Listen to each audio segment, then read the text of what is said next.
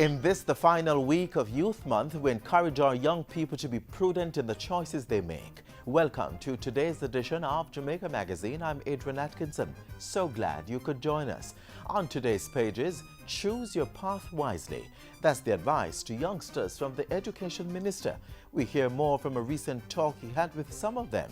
And Youth Reaching Youth, we examine the University of Technology's Teach the Youth program. The package also includes our usual health-wise, so stick around. All this and more comes up right after this timely message.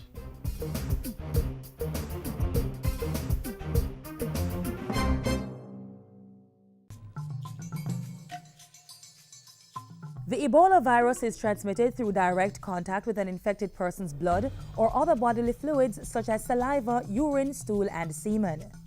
The virus can also be spread if broken skin comes in contact with contaminated items like clothing, bed linen, and needles used by an Ebola patient.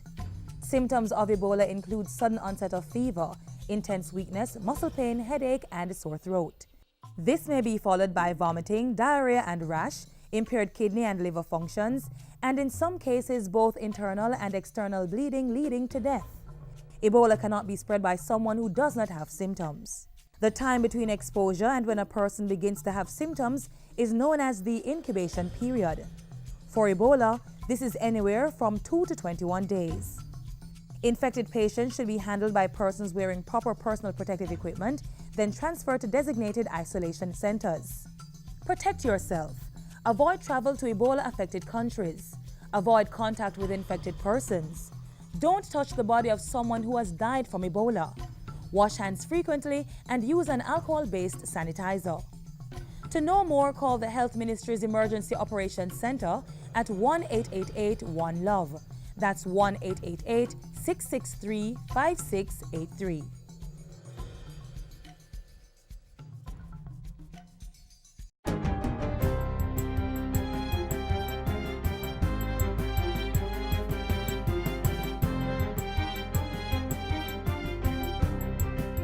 Good day, I'm Stacey Ann Smith and this is your GIS News for Tuesday, November 25. Cabinet has appointed 4 additional persons to strengthen the board of the National Housing Trust, NHT. The board members will take up duties immediately. They are retired actuary Daisy Koch, who will serve as deputy chairman of the Police Federation, Sergeant Raymond Wilson, past president of the Jamaica Teachers Association, Clayton Hall, and Pastor Michael Harvey, a vice president of the Northern Caribbean University. Their appointments bring the total composition of the NHT board to 12. A release from the Office of the Prime Minister indicates that additional appointments will be made in due course. It also states that the 4 new appointees, along with the existing directors of the NHT, will continue to oversee the trust operations until April 2 next year, when the board's tenure expires. The new appointments to the NHT board follow the recent resignations of 3 members. Government continues to roll out a number of measures to remove impediments to land registration as it builds an ownership society. Among the latest measures is the drafting of new regulations under the Land Valuation Act to make the process easier. Minister with Portfolio Responsibility for Land, Robert Pickersgill, says instructions have also been issued to revise the Registration of Titles, Cadastral Mapping and Tenure Clarification Act. Referred to as Special Provisions Act, under which LAMP operates. The amendments will also make the Act more culturally relevant, which will assist in enabling more persons to make successful applications for titles. Minister Pickersgill was speaking last Thursday at a land titling ceremony in St. Catherine. The Urban Development Corporation, UDC, says its recent sale of the Oceana Hotel property is in keeping with government's continued thrust to redevelop downtown Kingston. The UDC sold the property located on the Kingston waterfront to Jamaican-Canadian consortium King Church Property Holdings Limited for $385 million. The development of the Oceana Hotel, we believe, will breathe fresh life into downtown Kingston, adding further to the solid investment by the Digicel Group in constructing their global office at 14 Ocean Boulevard, a deal which was facilitated by the UDC.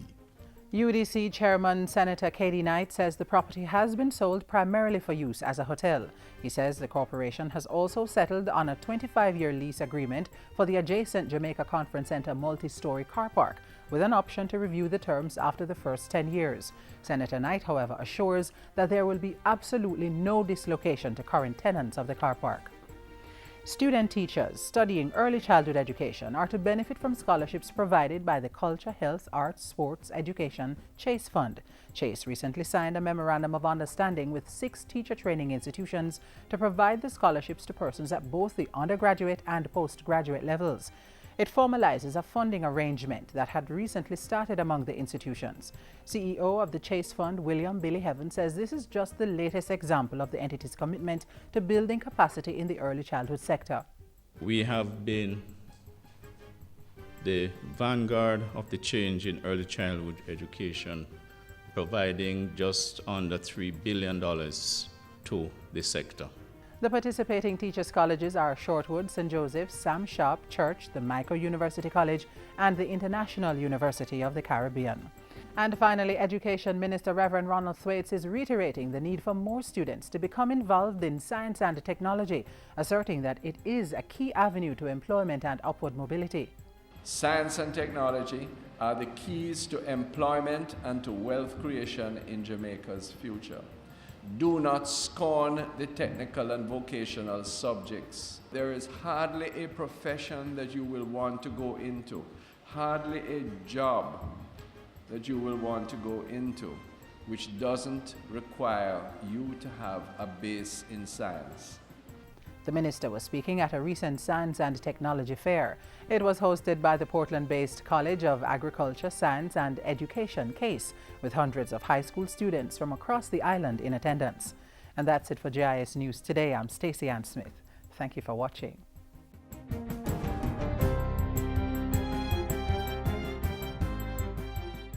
The Betting, Gaming and Lotteries Commission, BGLC, will be closed on Thursday, November 27 and Friday, November 28 to relocate to their new office at 78C Hagley Park Road, Kingston 10. The BGLC will reopen for business on Monday, December 1, 2014. Their contact details remain the same until further notice. So call 960-7279, 960-7280, or visit their website at bglc.gov.jm for more information.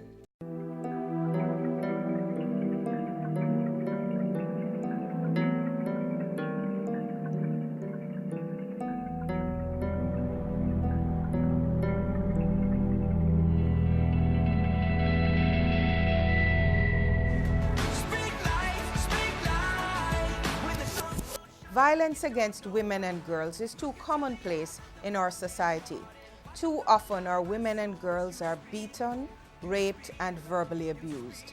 Break the silence. Say no to violence. Let us unite to end violence against our women and girls. That was a message from Senator the Honorable Sandria Faulkner, the Minister responsible for Gender Affairs, in support of the elimination of violence against women.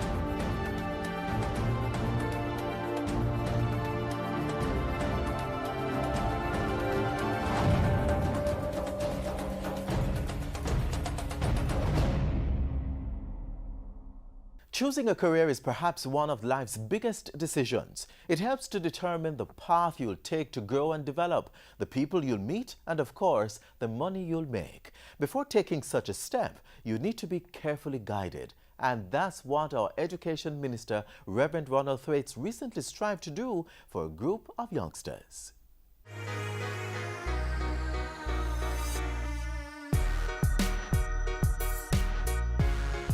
Think now. Went to a very good school recently, and all of the brightest students there wanted to be doctors and lawyers. That's a good thing. Those are two good professions. But I want to tell you that those are two very crowded professions. Yes? Over 200 lawyers, new ones, are being admitted to practice this year, and probably the same or even a larger number of doctors. That doesn't mean that you shouldn't aspire to be a doctor or a lawyer or some other of the traditional professions. But I want to say two things to you. First of all, if you're going to be successful in the practice of medicine or law or any of the other professions, you need business skills. You need a consciousness about the use of money. You need an improved character as to how you deport yourself as far as customer service is concerned if you want to be successful, and all of the tenets of being a good business person. And secondly, I want to say to you that you should be looking closely at other professions and other occupations that are going to be able to absorb your talents. I'm encouraging this movement and all of you bright young Jamaicans to think very carefully and to take good guidance. Ask your teachers, ask your mentors in your schools to help you to choose very carefully what subjects you take. Taking 10 and 12 CSEC subjects and all the CAPE subjects, that's good. But taking a few less and doing really well at them, if they're pointed in the direction of your career interests, probably will serve you better. Think carefully what choices you make.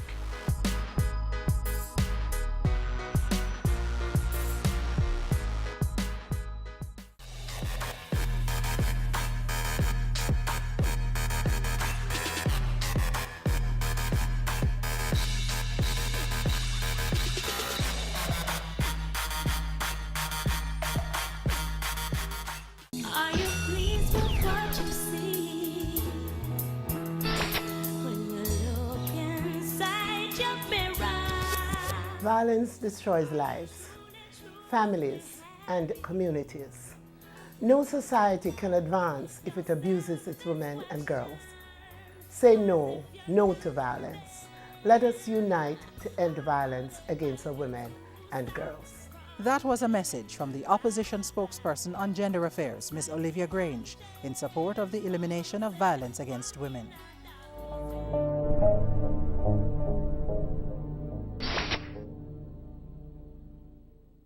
I'm trying till I reach my destination, flowing like the birds and the bees. Don't allow life to give you anything. Lord, in my head it's a vacation, flowing like the leaves on the breeze. Whatever you desire to achieve from life, you take what you want from life.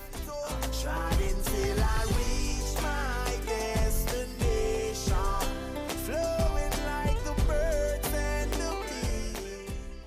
Getting encouragement is certainly important, particularly when it's from those with whom you can identify. That's the focus of the University of Technology's Teach the Youth program. Their mission? To develop the minds of the youth, raising their social and educational standards.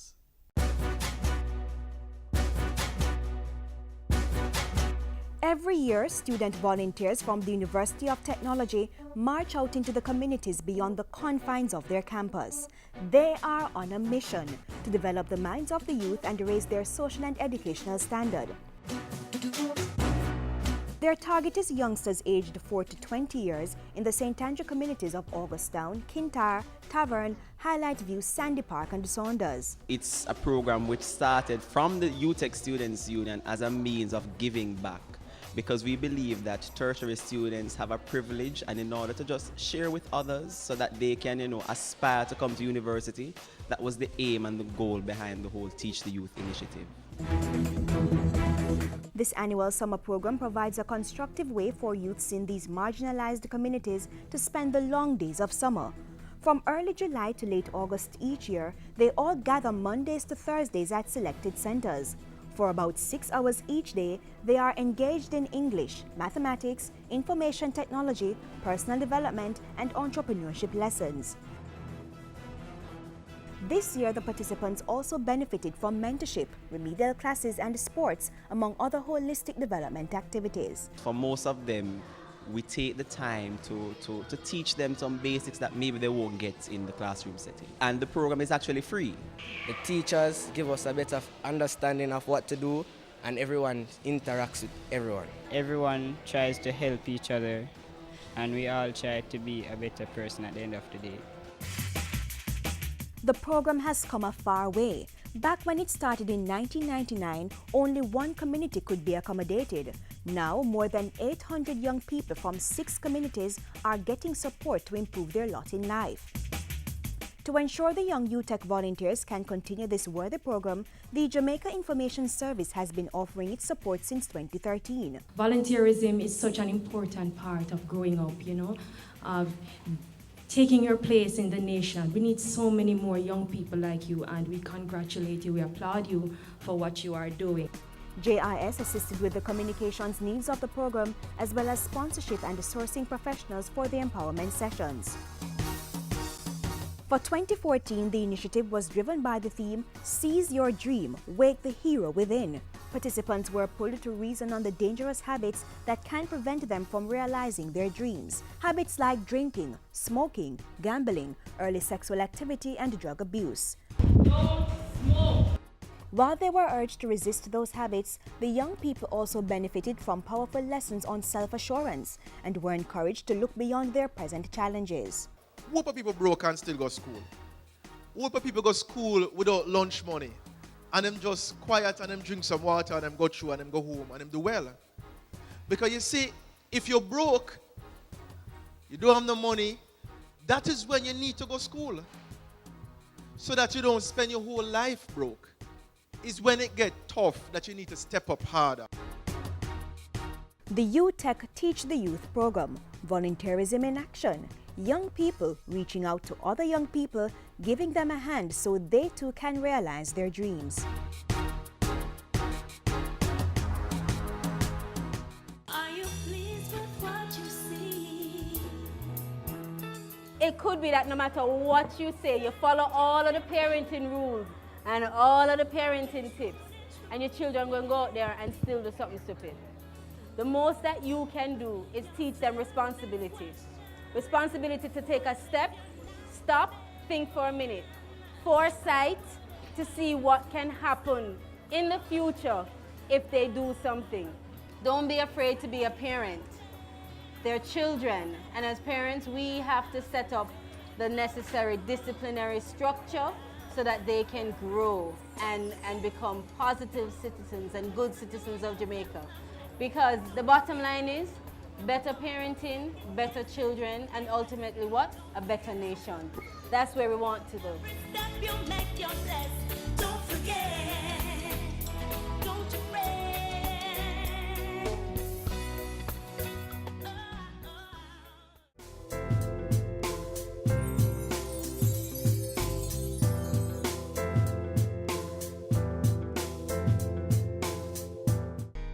Smoking, it's bad for your health. There's nothing cool about this habit. Tobacco smoking is a silent killer that will snare you in a horrific cycle of addiction that robs you of your money and your health. And it's not just you who suffers. Those around you who inhale the smoke are also at risk, your friends and loved ones. So stop if you've started, or resist before you begin the habit. Stay healthy. Smoking is one of the worst habits you could have. Most of us would have seen pictures of the lungs of a smoker as opposed to the lungs of a non-smoker. One health consequence of smoking is chronic obstructive pulmonary disease, which almost always affects tobacco smokers. A current study is underway in Jamaica to determine its prevalence. That's our focus in today's HealthWise.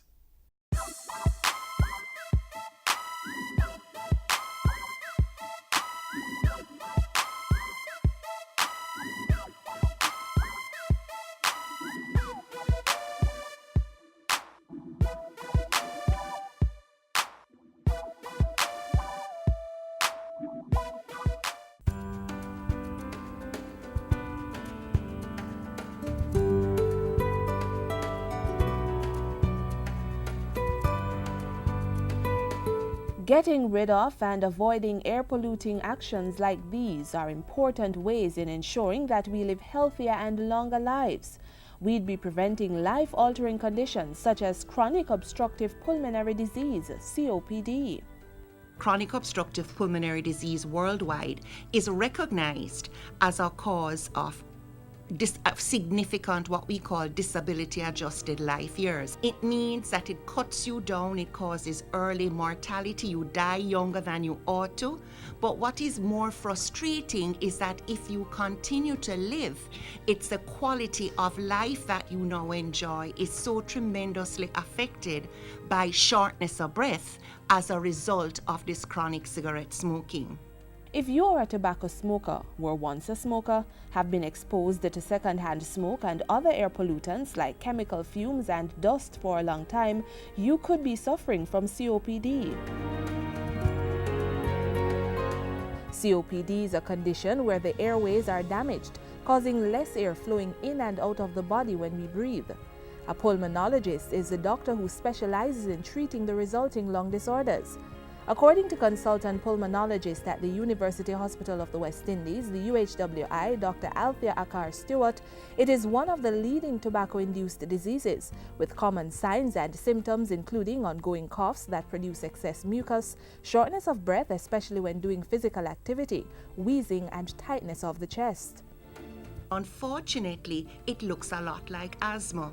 So you hear the patients coughing, they bring up a lot of cold in the mornings or sputum, and you say, oh, they wheeze and they're short of breath, and you think it's asthma, but it's not really asthma.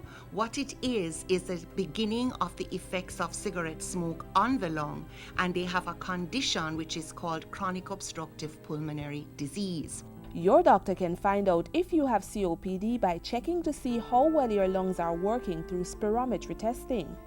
Now, spirometry is really very simple. What it's doing is asking you to breathe into a machine and looking at how quickly you can breathe the air out of your lungs.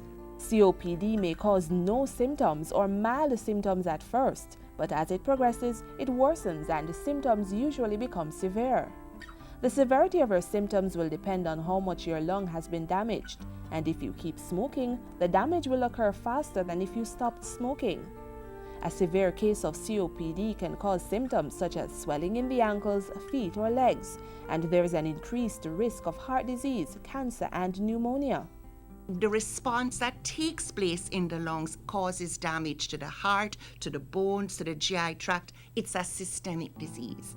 Emergency care should be sought if one has difficulty breathing or talking, lips and fingers turn blue or gray, mental alertness is gone, and there is heart palpitations. What's the prevalence of COPD in Jamaica? Research was designed under a $20 million initiative dubbed the Burden of Obstructive Lung Disease BOLD project to determine this. The Ministry of Health, in collaboration with the Pulmonary Research Group from the University of the West Indies, UA Department of Medicine, has made this their priority for an 8-month period beginning March 2014. The study has actually been done in many other countries, and the data that has come out of this study has been useful to the different health planners in the countries. Funding of the research is a joint effort of the National Health Fund and the UWI Principles Initiative Fund. It has been designed to garner statistics on the pervasiveness of COPD and examine the recurrent costs of doctors' visits, medication, and productive time lost and its impact on the economy. Data collected will form part of the worldwide data on COPD. We think that this particular project will give us a lot of information to plan on how to look at the prevalence of chronic obstructive pulmonary disease and to put health plans in place in our health system, which will only improve the quality of health care that we are able to provide for our country. Significant focus is being placed on ensuring that youth are aware of the dangers of smoking. It has been asserted that once persons start smoking, they become addicted, and at that point, even for adults, choice is no longer an option. My patients as a pulmonologist tell me that cigarette smoking can be very gratifying because nicotine is a highly addictive substance. Once it gets to the brain and the dopamine is released, which causes the high, you feel at peace with the world. The problem with cigarette smoking is that while that feel-good comes, the effects or the damage come much later down the road. COPD is not a contagious disease and it has no cure, at least not yet. Therefore, it's best to steer clear of cigarette smoke and other harmful lung irritants. However, if you have COPD, treatments and lifestyle changes can help you feel better, stay more active, and slow the progress of the disease.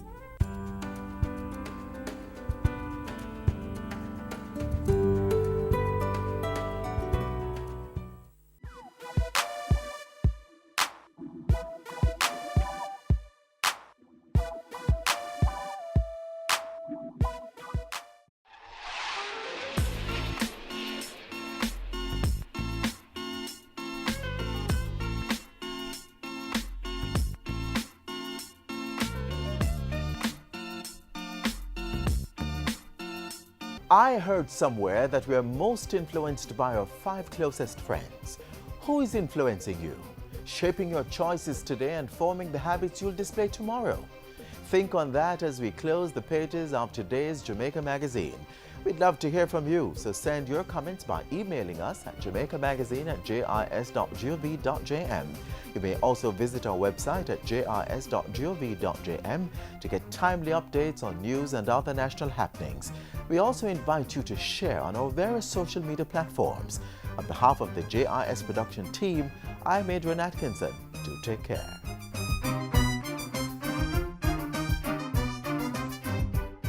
This has been a production of the Jamaica Information Service, the voice of Jamaica.